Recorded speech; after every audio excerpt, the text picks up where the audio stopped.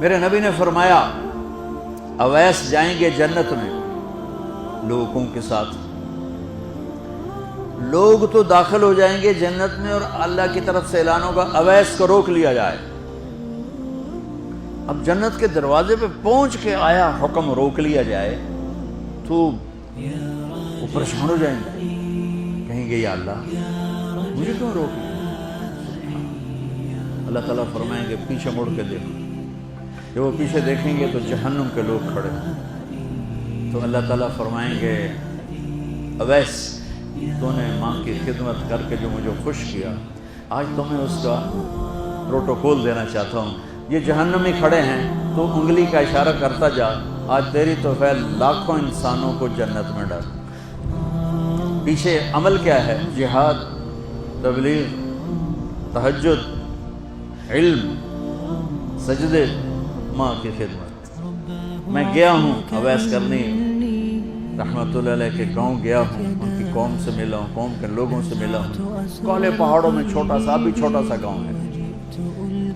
آپ نے کہا عمر تیرے دور میں ایک شخص آئے گا جس کا نام ہوگا اویس، اور وہ قبیلہ ہوگا مراد، اور اس کی سب کاسٹ ہوگی قرن، اویس بن عامر۔ وہ آئے تو تو اور علی اس سے دعا کروانا، تو اور علی۔ ابھی تو امام علی کے میں نے واقعات آپ کو فضائل سنائے، اور عمر، میرے نبی نے کہا میرے بعد کوئی نبی ہوتا تو عمر ہوتا۔ عمر میں نے جنت میں محل دیکھا، میں نے پوچھا کس کا ہے؟ مجھے کہا گیا قریشی کا ہے، میں سمجھا میرا ہے۔ میں جانے لگا تو مجھے کہا گیا یہ تو عمر بن خطاب کا ہے، اور ان سے کہہ رہے ہیں اویس سے دو، اللہ کی قسم اویس جیسے کروڑوں قربان ان دونوں ہستیوں کے پسینے کے قطرے پر، لیکن امت کو سبق سکھانے کے لیے یہ سب کچھ کیا کہ آپ کل دیکھ رہے تھے آنے والے کل میں کہ میری امت ماں باپ کو دکھ پہنچائے گی، تو اس کا انتظام کر رہے تھے اس قسم کی نصیحتوں سے۔ حضرت عمر خلیفہ بنے، ہر سال حج کیا، ہر سال اعلان کرے بھائی اویس، بھائی اویس، ملے ہی کوئی نہیں۔ ایک سال آخری جو حج تھے، بالکل آخری نہیں، اس سے کوئی ایک یا دو پہلے، آپ نے سارے حاجی اکٹھے کر لیے اور فرمایا بھائی کھڑے ہو جاؤ، سب کھڑے۔ پھر فرمایا سب بیٹھ جاؤ، صرف یمن والے کھڑے رہو، تو چند ہزار یمن والے تھے۔ اچھا بھائی سارے یمن والے بیٹھ لو، قبیلہ مراد والے کھڑے رہو، تو چند 100 رہ گئے۔ کہا اچھا بھائی مراد والے سارے بیٹھ جاؤ، صرف قرن والے کھڑے رہے، قرنی، تو ایک آدمی باقی بچا، باقی سب بیٹھ گئے۔ تو حضرت عمر نے کہا تو قرنی ہے؟ کہا جی۔ اویس کو جانتے ہو؟ کہا جی میرا سگا بھتیجا ہے، اور وہ تو تھوڑا ہلا ہوا ہے، آپ اس کو کیوں پوچھ رہے ہیں؟ تو حضرت عمر رونے لگے، کہنے لگے ہلا ہوا وہ نہیں، ہلا ہوا تو ہے۔ کدھر ہے؟ کہا جی اونٹ چرانے عرفات کی طرف گیا ہے۔ تو آپ نے حضرت علی کو ساتھ لیا اور دوڑ لگا دی عرفات کی طرف۔ عرفات پہنچے تو ان کو دیکھا ایک درخت کے نیچے نفل پڑھ رہے تھے اور ساتھ اونٹ چر رہے تھے، تو یہ دونوں آ کے بیٹھ گئے۔ تو آپ کو دیکھ کر، آپ دونوں کو دیکھ کر اویس نے نماز مختصر کر دی، سلام پھیرا۔ تو حضرت عمر نے فرمایا کون ہو بھائی؟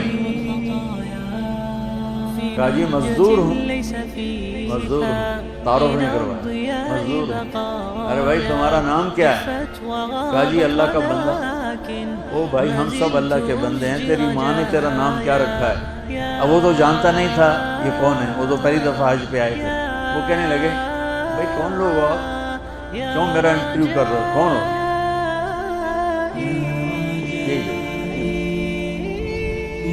کون ہو؟ اس پر حضرت علی نے فرمایا کہ اویس یہ امیر المومنین عمر ہیں اور میں علی ہوں۔ پھر ان کو کرنٹ لگا اور وہ معافی مانگنے لگے کہ میں تو آپ کو جانتا نہیں تھا، مجھے تو پتہ نہیں تھا۔ تو آپ نے فرمایا ہمارے لیے ہاتھ اٹھا کے دعا کر۔ کہ وہ کیوں؟